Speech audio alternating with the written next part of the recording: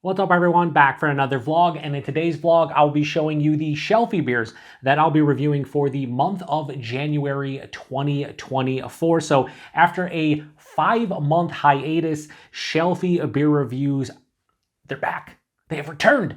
And if you're unfamiliar with what Shelfie beer reviews are, they are essentially reviews of beers that I can easily grab off the shelf here in the Buffalo, New York area. I try to get a good mixture of beers from some of your bigger regional, national, and international breweries, and I post Shelfie beer reviews every single Tuesday and Friday of each month. And in the month of January, there are 9 Tuesdays and Fridays. Therefore, there are 9 beers here in front of me, and they are in order of how I'm going to post them over the course of the month from your left to right. This is the first Shelfie beer review of the month, and this will be the last. Now, before we go over what I grabbed for January, I want to ask you a very simple question.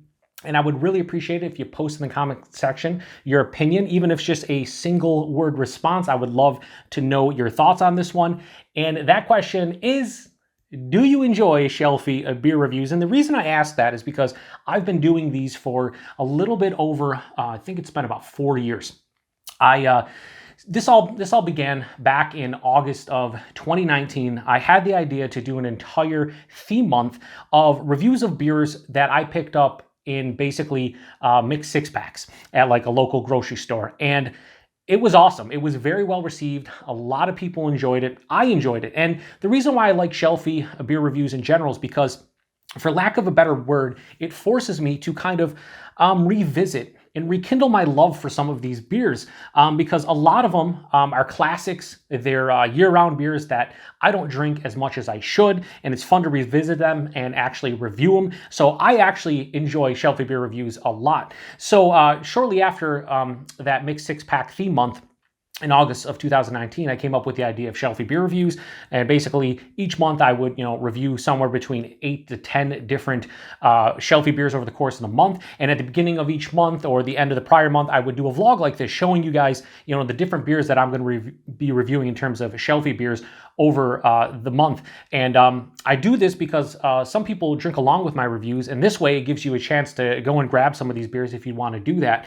And again, I love it, but I don't really have a pulse on if the viewers and the subs of my channel enjoy this. So if you're somebody who's subscribed to the channel or you're a viewer of the channel, whether you enjoy these or not, I would love to hear your feedback on this, just because I'm curious to know how many folks enjoy these beers or these beer reviews. I mean, when it comes down to it, most months there's either 8 or 9 Tuesdays and Fridays in the month. So if I'm reviewing somewhere around like 30 beers a month, 25 to 30% of them are Shelfie beer reviews. So that's a huge portion of the reviews that I do. And the reason I started this is because I want to say for sure that in my mind, I was conscious of, I'm just reviewing like harder to get hype beers back in 2019, but that was, kind of the issue. So I wanted to, review some beers that a lot of people could grab. So that's why I started this. So to make a long vlog even longer, just post in the comment section. I'd love to hear your feedback. Like I said, good or bad. I enjoy doing these. I don't plan on stopping anytime soon, but I'm curious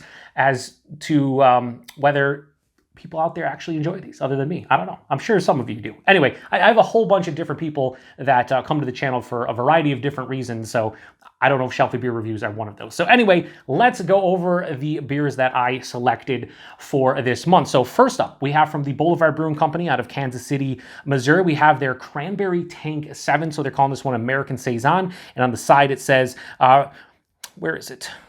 Ale with cranberry juice and cranberry flavors. So I believe this is 8.5%. Yeah, 8.5% alcohol by volume. It's relatively fresh to some degree, at least way before their Best By date. So this is just the holiday version of their classic and iconic Take 7 American Saison. They call it American Saison because it's like a Belgian Saison with an American twist. I think it's a fantastic base beer. Will the cranberries improve or take away from the base? I don't know. That's what I'm here for. I mean, this is essentially a holiday offering from them, and I can't wait to get into it, even though I'll be reviewing it after the holidays. Next, we have from Cigar City Brewing, we have their Maduro Brown Ale. So this comes in at 5.5% alcohol by volume and 20 IBUs, and this is a brown ale. I'm pretty sure this is an English brown ale, and I thought it said, yeah, brewed with flake oats. So this is kind of like an oatmeal brown ale. Now, I've had this one before. This is one of the first beers from Cigar City that I actually tried, along with their Florida Cracker and their High Life. I haven't been able to find High Life relatively fresh. It comes in like the big, 19.2 fluid ounce stove pipe cans, and I can't usually find that beer like under 4 months old. So once I find a relatively fresh can of High Life, I'm going to review it. But I was surprised that I had not reviewed this one because this is one of their staple year-round beers. Pretty excited. Don't review a lot of brown ales, so we're going to try that one out. Next, well, I mean, I had before. We're going to revisit it. Next, we have from Rogue Ales out of Oregon. We have their Santa's Private Reserve. This is the 2023 release, and this is a toffee chocolate stout. Comes in at 6.5% alcohol by volume. Relatively fresh, about 3.5 months old, give or take. Now, I'm pretty sure Rogue changes the recipe and the beer itself each year for this release. I'm pretty sure they released like Belgian-esque beers in the past and some other unique styles. This year it's a toffee chocolate stout, so I picked it up. Sounded pretty good. I'm not reviewing a ton of holiday beers in January. There's a couple. I mean, these two I guess will actually count as a holiday beer, and I have a couple more, but outside of that, pretty much done with the holiday beers as we speak. So next, we have a Belgian beer. This one is from Brewery Verhage, and this is their Duchess de Bourgogne. So this is a beer I've had numerous times before.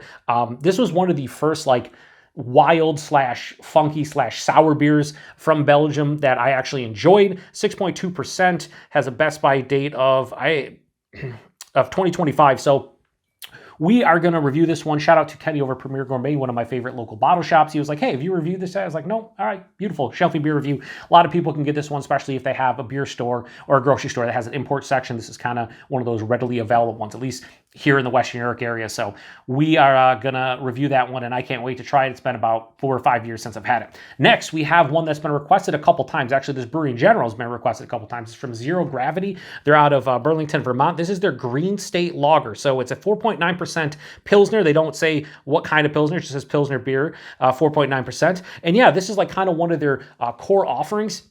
This and their Conehead IP, which has also been recommended to me for review. I've had Conehead before. I've never had this beer, believe it or not. I thought I did. I have not. But I've had Conehead before, so we'll try to review Conehead later this year. But I wanted to grab this one. Just check it out because I see this everywhere, and you can get like 12 packs of it for like $17.99. So I know a lot of people enjoy this one for like a cheaper Pilsner beer, so we're going to give it a go. Next, we have one from Jack's Abbey. They're out of Massachusetts, and this is their Framingham. So this is Imperial Baltic Porter, comes in at 10% alcohol by volume. This one is brewed with chocolate, roasted malt, and brown sugar, and this is one, full disclosure, I've also had before. I've had this beer numerous times. I've had so many different variants, and I forgot who it was that posted in the comment section, but somebody mentioned, or maybe it was on Untappd, but they're like, man, I love Framingham. Have you had any of them? And I'm like, yeah, I've had a ton of Framingham. And I haven't reviewed many. I reviewed one last year with the FLX boys, Dan and Mike. But outside of that, I really haven't reviewed any. So we're going to review some this year. I'm going to review this, and maybe I'll pick up a couple of the new variants they have. I have a couple variants in my cellar. We're definitely going to review some Framingham this year because it's a good series, and I really do enjoy it. And this is just the base Framingham, which I don't think a lot of people probably have had. They probably have a lot of the variants, but not this one. Next, we have from Bell's out of Michigan, we have their Oberon Eclipse. So they're calling this one a citrus wheat, and it comes in at 6.3% alcohol by volume. They're calling it an orange coriander wheat ale. Relatively fresh. This is apparently like the fall/winter version of Oberon. It's 6.3%. I think regular Oberon is 5.8, 5.9, something like that. And they want to kind of make Oberon year-round without actually having the regular Oberon year-round. So they bumped up the ABV to this one. I don't know much about it outside of they're just saying, hey, we now have Oberon year-round, even though it's not the Oberon. This is a variant of Oberon. And you guys, if you watch the channel, you know my thoughts on Oberon. It's an all right beer to me. I know a lot of people love it. I've had a lot of the different variants over the years. Tropical Oberon's my favorite, but it's never going to be a beer that I really enjoy. And it's certainly not going to be one that I pick up regularly. Hopefully this is a bit different. And I just noticed there's like, what is that? Oh, stuff from like glitter from like a like an ornament or something. Anyway, next we have a beer that I'm not even going to try to pronounce right now. Every time I try to pronounce this beer, I'm just let it be known. I'm going to mess it up in the review. I'm going to mess it up in this review, and it's okay because I don't speak German well. I can't even speak English well. But this is from Schlenkerla, and they are out of Bamberg, Germany, and this is their Eicher Doppelbock. So this is a oak smoked Doppelbock, 8%, and this is a beer I've had, full disclosure, one time before, and I did not like it because I'm not a huge smoke beer person. However, over the past 5 years, I've started to warm up to them. And I love Doppelbock, so I'm thinking to myself that this is going to be one that when I revisit it, I'm going to enjoy. So I picked this one up. The weird thing is there is no bottled on date anywhere I can find. So maybe when I pour the liquid out, maybe there'll be like, you know, a dark font somewhere where I can't see it right now, but there is just an SZ.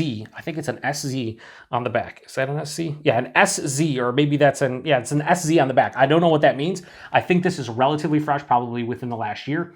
Who knows though? And last but not least for the month, we have from Brooklyn, we have their Black Ops, the 4 Rows small batch edition. This is the 2023 release. So this is a big barrel-aged imperial stout that is aged in 4 rows of small batch bourbon barrels. Comes in at 12%. I've had, and it's relatively fresh too.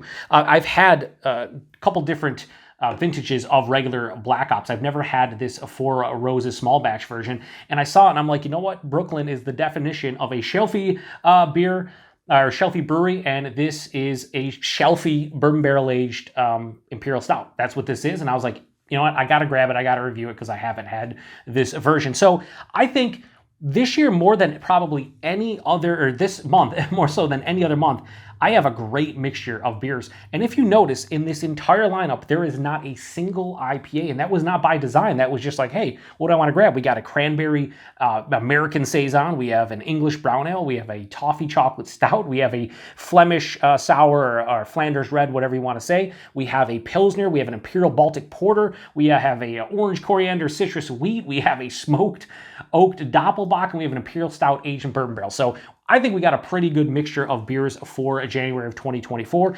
Again, if you've had any of these beers, let me know what your favorites are. Also, which beer or beers are you looking forward to me reviewing the most? I would say for me, since I like this beer a lot, I can't wait to just drink this one, but it'd be fun to review because it's a style that I don't review many beers from. So it's going to be fun to kind of like refreshing my palate on what I should be tasting out of, you know, specifically this style. The Cranberry Tank 7, I'm very intrigued. I don't know how that's going to work. We'll see. The Schlenkerla, a smoked oak Doppelbock. It could go one of two ways. I hope it goes my way, and I enjoy this. And I think the Brooklyn Black Ops, I think that's going to be fun. Hopefully it's delicious. I think I paid like $3 something for that can, so that's great value. Or maybe it was like $4.09 or something, still great value. So anyway, I appreciate everybody stopping by for another vlog. Be on the lookout for all of these reviews over the course of January 2024. And yeah, if you have any suggestions for Shelfie beer reviews for February, let me know. I always take suggestions into account, and if I can get my hands on them, I will definitely grab them and put them into I was going to say the rotation, but that's not really a rotation, but I'll definitely put them on the list. I think that's the better way to look at it. Put it on the list and grab them if I can. So anyway, appreciate it. To the next one. Cheers.